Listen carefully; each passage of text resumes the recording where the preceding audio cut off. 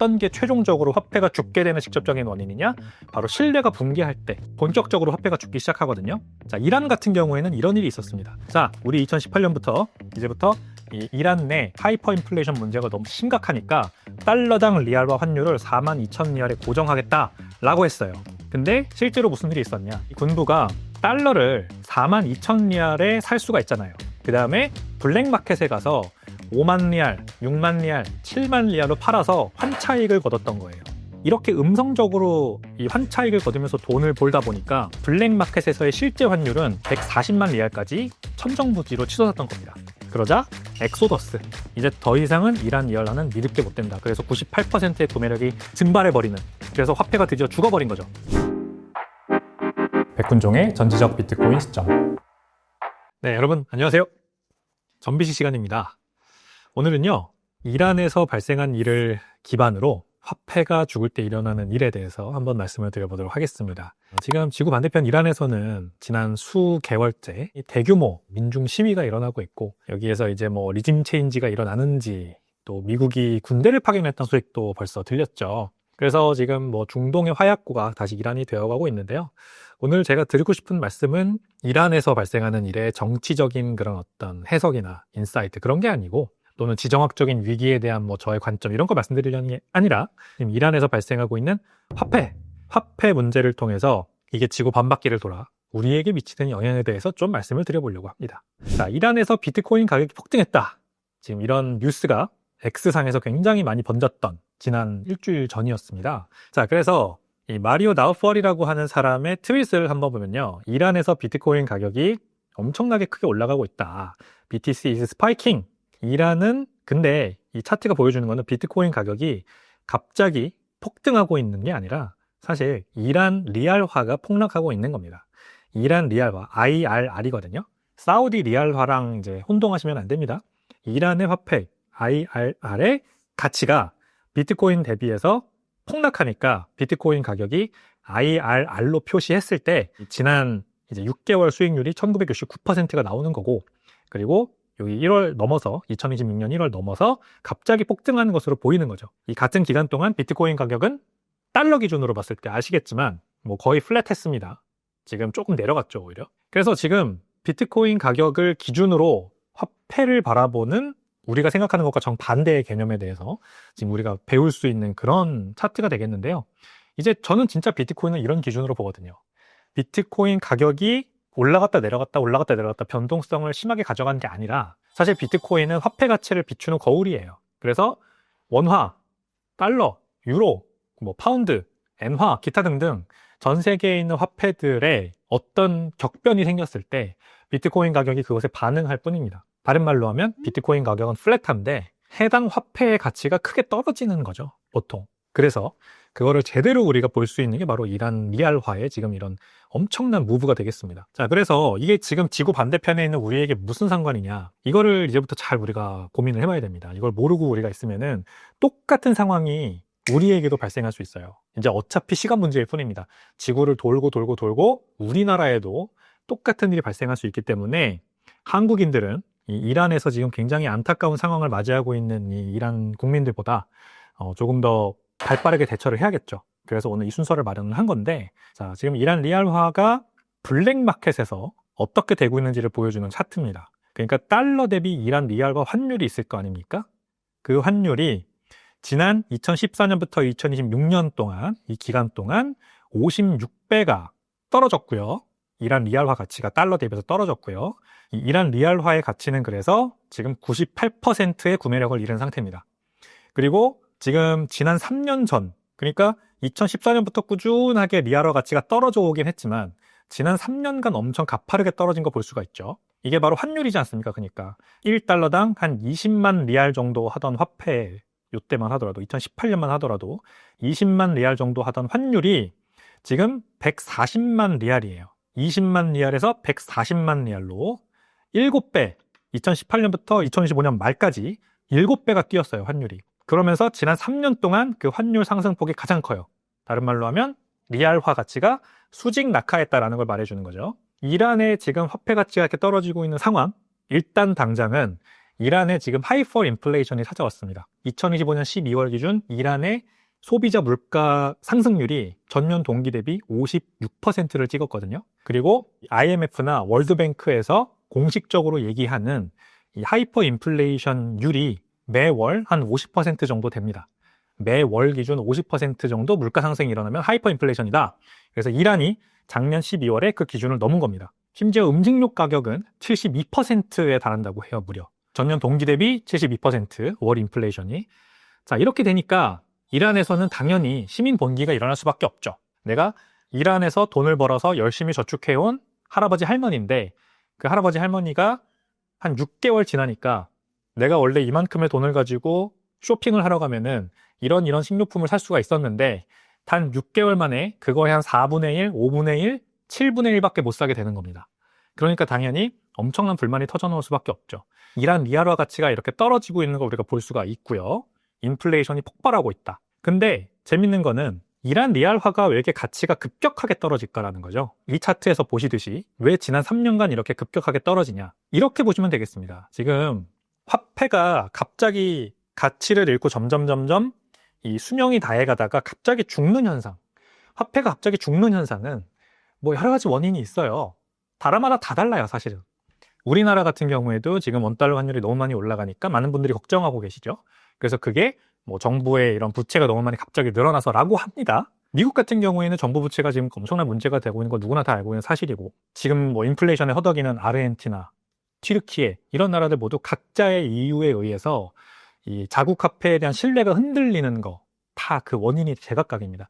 이란 리알화도 어떤 원인이 있었어요. 근데 다 공통적으로 어떤 게 최종적으로 화폐가 죽게 되느냐, 화폐가 죽게 되는 직접적인 원인이냐, 바로 신뢰가 붕괴할 때, 이제 더 이상 이 화폐의 가치를 믿는 사람이 없을 때 본격적으로 화폐가 죽기 시작하거든요. 자, 이란 같은 경우에는 이런 일이 있었습니다. 지금 2018년부터 지금까지 공식 환율 차트를 보면 이란 리알화가 1달러당 42,000리알로 고정돼 있죠. 2025년 12월 말에 이제 사임을 한 중앙은행장이 가져온 정책입니다. 오피스에는 그 전부터 들어왔는데, 자, 우리 2018년부터 이제부터 이 이란 내 하이퍼 인플레이션 문제가 너무 심각하니까 달러당 리알화 환율을 42,000리알에 고정하겠다라고 했어요. 프라이스 컨트롤이죠. 이런 게 어떤 결과로 이어지는지는 우리가 너무나도 잘 알지 않습니까? 근데 이란 사람들은 이때 당시에 이걸 믿었어요. 1달러에 42,000리알로 고정되면 이제 수입 물가가 더 이상 오르지 않겠네. 그럼 좋겠네. 당연하죠. 근데 이게 바로 이제 엄청난 그 후폭풍으로 다가오는 거죠. 어떻게 됐을까요, 여러분? 한번 상상해 보세요. 이 언제나 지옥으로 가는 길은 꽃길로 단장되어 있다라고 하지 않습니까? 근데 실제로 무슨 일이 있었냐? 이 이란 혁명 수비대라고 하는 이란에서 가장 막강한 권력을 가지고 있었던 군부죠. 이 군부가 달러를 42,000리알에 살 수가 있잖아요. 그 다음에 블랙마켓에 가서 5만 리알, 6만 리알, 7만 리알로 팔아서 환차익을 거뒀던 거예요. 자기네들이 권력을 꽉 쥐고 있으면서 이 공식 환율을 오히려 이용해서 머니 프린터, 돈의 수도꼭지에 가장 근처에 붙어서 그 단물을 다 빨아먹을 수 있었던 그 지위를 활용해서 말하자면 나쁜 짓을 하고 있었던 거죠, 뒤에서. 그래서 7년째 계속해서 이 단물을 빨아먹고 있었던 겁니다. 이렇게 음성적으로 이 환차익을 거두면서 돈을 벌다 보니까 사람들이, 국민들이 이제 이걸 깨닫게 되겠죠. 그러다 보니까 블랙마켓에서의 실제 환율은 140만 리알까지 천정부지로 치솟았던 겁니다. 지난 7년 동안. 그리고 그 7년 동안에서 지난 3년간이 가장 가파르게 환율이 올라간 거죠. 왜 사람들은 점점 인식하게 되잖아요. 아, 저 나쁜 놈들, 저 권력자들, 쟤네들이 우리 몰래 이 블랙마켓에서, 지하경제에서 싸게 달러 사서 비싸게 팔면서 환차익 거두고 있어. 우리는 달러에 대한 접근권이 없어. 그러니까 실제로는 수입 물가가 계속 올라가는데 공식적으로만 환율이 42,000리알로 고정돼 있는 거니까 사실 아는 사람들은 다 아는 상황으로 계속해서 갔던 거죠. 그러다가 지난 2025년 12월 이 중앙은행장, 이 42,000리알 고정 패깅 정책을 들고 왔던 그 사람이 사임을 합니다. 죄송합니다, 국민 여러분. 이미 뭐 시민 봉기는 터지고 전국 300개 도시에서 막 난리가 난 상황이었어요. 작년 12월이면 이미. 근데 중앙은행장이 자기가 잘못했다면서 사임을 했습니다. 그러자 엑소더스. 이제 더 이상은 이란 리알화는 믿을 게 못 된다. 왜냐면 그 스토리, 말이 안 되지만 42,000리알이야 1달러에 라고 우기면서 그 스토리를 방어하고 있던 그 인간이 자기가 스스로 잘못했다면서 이제 시인하면서 떠났잖아요. 그러니까 더 이상 리알은 믿을 게 못 된다라고 하면서 마지막 남아있던 신뢰마저 무너지면서 이런 그림이 나왔던 겁니다. 앞선 차트로 돌아가면 140만 리알까지 뚫고 올라가는, 그래서 98%의 구매력이 증발해버리는, 그래서 화폐가 드디어 죽어버린 거죠. 자, 그래서 화폐가 죽는 원인은, 그 기저 원인은 여러 가지가 있지만 결국 신뢰의 상실입니다. 이 신뢰가 무너지면 화폐는 죽는 거고, 그래서 간단하게 그림으로 좀 표현을 해봤는데 총 3단계가 있습니다. 화폐의 죽음에는 3단계가 있고요. 첫 번째, 신뢰의 연쇄적 붕괴가 일어납니다. 일단 대부분 비슷하지 않나요? 어떤 이유든 정부와 중앙은행이 과도한 화폐 발행을 계속합니다. 그리고 적자를 엄청나게 쌓아놓죠. 그리고 이 적자 때문에 발생하는 여러 가지 부작용 때문에 정치적인 불안정이 생깁니다. 잦은 정권 교체라든지 경제 정책에 대한 실패를 묻고 다시 새 정권이 들어선다든지 뭐 이런 식으로 정치적인 불안정이 막 이어지다가 내전이 터지거나 아니면 전쟁이 일어나죠. 왜냐하면 내부에 적을 두고 계속 싸우면은 정권 교체가 안 되고 권력자들이 이 자리를 보존할 수가 없으니까 외부로 적을 돌리는 겁니다. 또는 내부에 있는 다른 집단에게 적을 특정시켜서 관심을 돌리는 거죠. 그래서 전쟁이 일어납니다. 그리고 부패 또는 잘못된 관리로 인해서 이제 계속해서 신뢰를 잃게 되는 거죠. 그래서 수년에 걸쳐 대중이 모르는 사이에 서서히 화폐 가치가 침식이 되는 거예요. 이런 게 쌓이다가 이제 충분히 많은 사람들이 동시에 신뢰를 잃고 지금 당장 빠져나오기로 결정하기 시작하는 그 순간이 옵니다. 임계점. 그래서 신뢰가 연쇄적으로 붕괴하는 2단계에 이제 임계점이 오는 거죠. 임계점이 오면은 이제 죽음의 순간으로 들어가는 거고, 3단계 급격한 붕괴 및 증상이 나오고 역사적인 사례들이 이렇게 나오는 겁니다. 일단 사람들이 현물 자산으로 도피하기 시작해요. 아, 화폐는 믿을 게 못 되는구나. 화폐만 믿을 게 못 되는 게 아니라 그 화폐를 지탱하고 있는 금융시장도 믿을 수가 없죠. 결국 금융시장이라는 거는 그 화폐가 엄청나게 많은 부채를 쌓아 올리면서 견인된 요인이 있잖아요. 지금 미국도 마찬가지고 일본도 마찬가지고 우리나라도 마찬가지죠, 사실상. 근데 이런 것조차 믿지 못하게 되니까 주식시장 폭락하고 환율 폭락하고 화폐 붕괴되고 뱅크런 나는 겁니다. 사람들은 그리고 실물 자산으로 도피, 금, 부동산 이렇게 내가 직접 소유할 수 있는 어떤 레버리지로 인해서 백킹되지 않아도 되는 실물 자산으로 도피를 하는 거예요. 그러면서 하이퍼 인플레이션이 터지고 화폐가 붕괴했으니까 그 다음에 시민 불안, 이제 시민 봉기가 일어나는 거죠. 이란에서 일어나고 있는 일들이 정확히 똑같지 않습니까?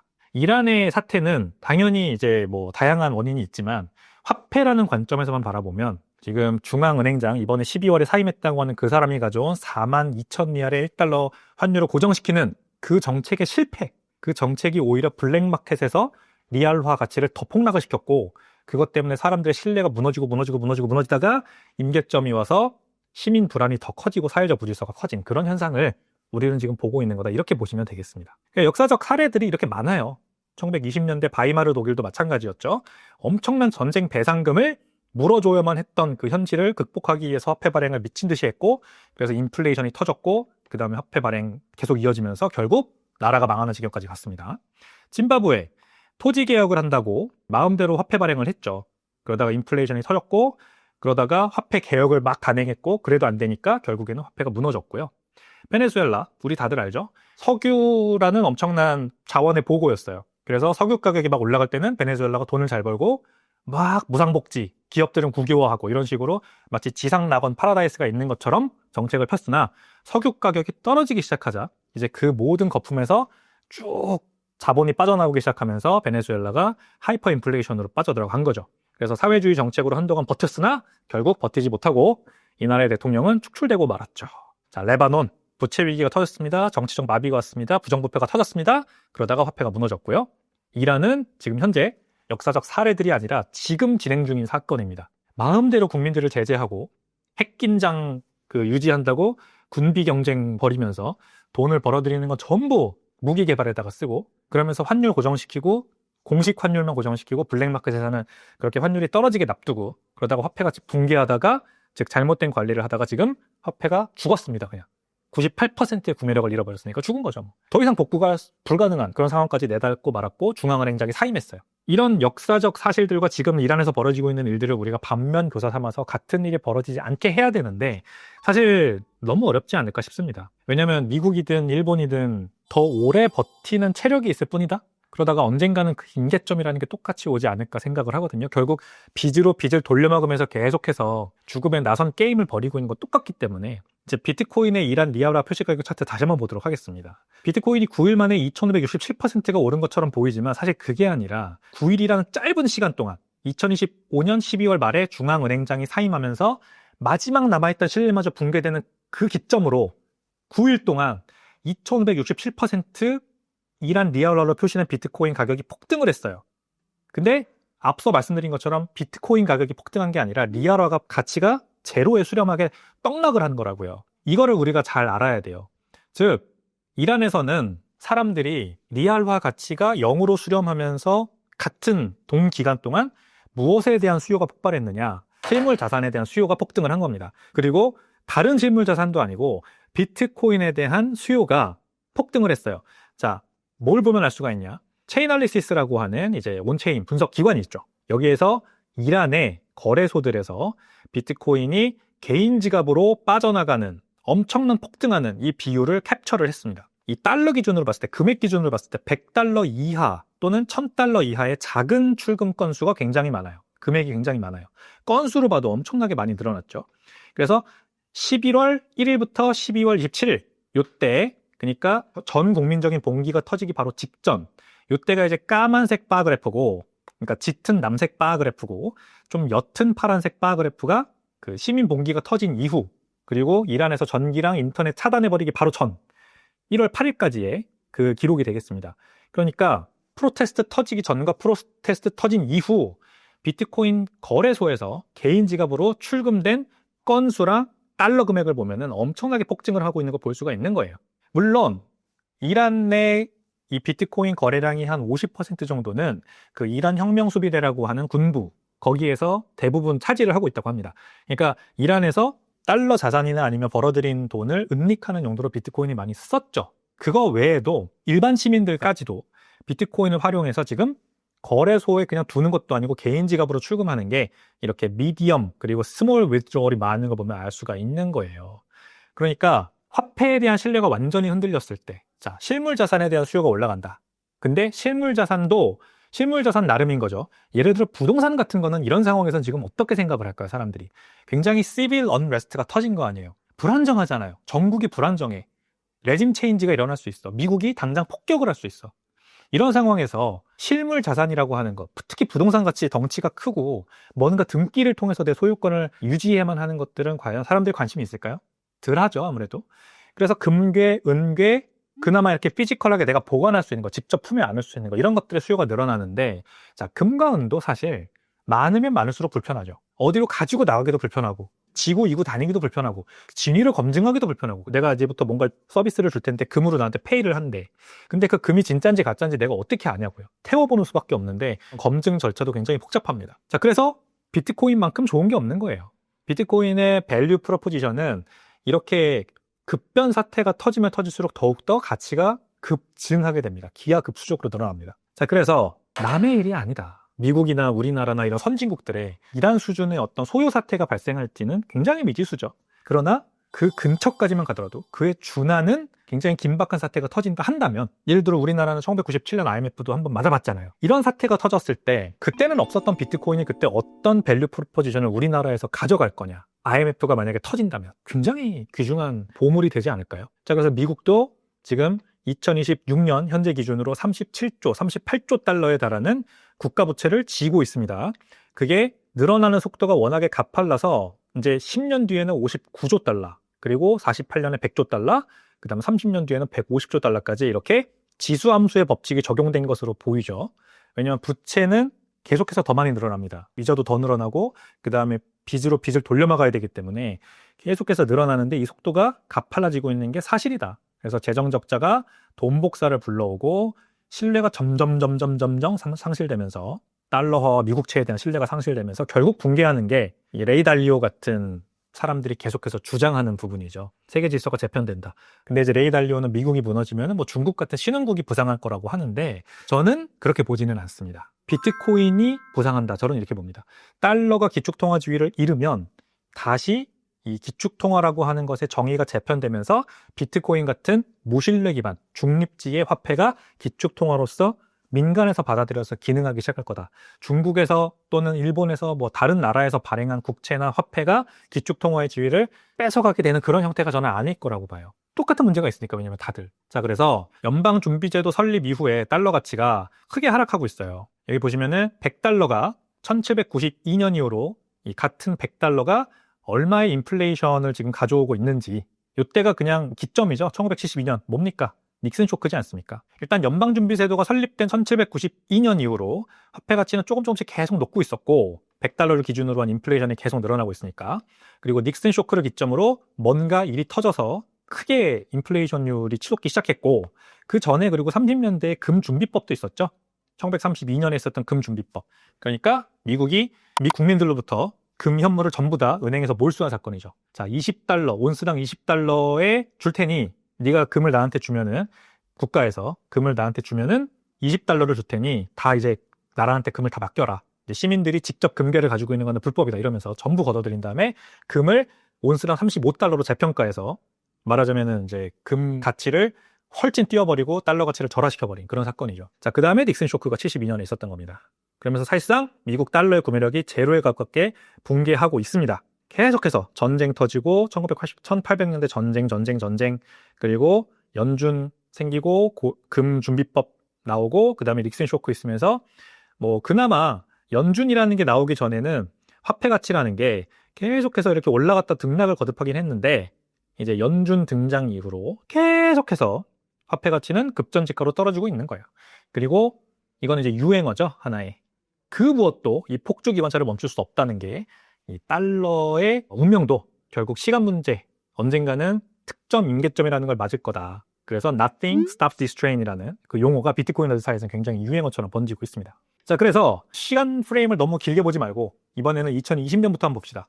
코로나 팬데믹이 터지고 전 세계가 미친 듯이 돈을 풀었던 2020년, 그 후로 지금까지 그 미친 듯한 전 세계의 경쟁적인 돈 풀기를 어떤 자산이 가장 잘 받아냈느냐? 비트코인이에요. 지금 올해만 보면은 이제 연초 대비 1월 뭐 이제 말밖에 안 됐으니까 좀 짧긴 하지만 금, 은 가격이 엄청나게 폭등하고 있죠. 나스닥 지수, S&P 500 지수 지금 겨우 1% 올랐거든요. 미국 내 부동산 가격도 이제 제자리 걸음하고 있습니다. 그래서 비트코인도 뭐 연초 대비 오히려 마이너스 2%, 3% 이렇게 되니까 야, 금이 역시 대박이다. 그리고 은까지 지금 수혜를 보고 있다. 지금 이렇게 다들 보고 있지만 사실 제가 늘 말씀드리지만 단기적인 시각을 좀 버리고 지금 현재 트렌드가 어떤 선상에 놓였는지를 봐야 된다고요. 2020년 코로나 팬데믹이 우리에게 줬던 거는 Nothing Stops This Train입니다. 미친 듯한 돈 풀기가 또 시작됐구나. 그래서 진짜로 돈이 많이 풀렸고 지난 2년간 풀었던 돈보다 더 많은 돈을 단 3개월 만에 풀어버렸죠, 미국이. 이때 2020년 팬데믹 터지고 나서. 그 다음에 5년 동안 모든 주요 자산군 중에 비트코인이 연평균 45에서 50% 가격이 오르면서 가장 잘 인플레이션 방어 수단으로서 역할을 해줬습니다. 물론 금도 22에서 23% 정도 연평균으로 올라주면서 아주 좋은 방어를 해냈지만 미국 부동산이나 S&P 500이나 나스닥 지수는 그냥 현상 유지 정도죠. 그래서 인플레이션이 실질로는 한 9에서 10% 정도 된다고 보니까 8에서 10%, 뭐 13에서 10% 전부 다 뭐 현상 유지 정도 한 건데, 금이 아주 잘 방어를 해줬지만 비트코인은 거기에 가치 저장 수단, 인플레이션 해치 수단이라는 가치에 더해서 뭐가 있어요? 디지털 경제라고 하는 플러스 성장 요소까지 있잖아요. 그러다 보니까 굉장히 잘 방어를 해줬습니다. 엄청나게 아웃퍼폼을 해줬고 결국 하드 에셋으로 넘어가야 됩니다. 지금은 디베이스먼트 트레이드가 여전히 가장 주요한 투자 전략인 시기고요. 우리는 이란에서 발생한 저 화폐의 죽음 사태를 보면서 하드 에셋에 대한 관점을 계속해서 좋게 이렇게 확장시켜 나가야 되거든요. 그래서 금 좋아요. 은 좋습니다. 하지만 당장 어제의 가격, 한 달 전 가격, 뭐 연초 대비 가격만 보고 야, 금은 저렇게 많이 오르는데 비트코인 안 오른다 이렇게 지금 판단할 게 아니라 거대한 화폐 홍수 속에서 지금 5년, 6년의 프레임을 봤을 때 어떤 자산이 가장 아웃퍼폼 하고 있는지를 보고 결정을 하자.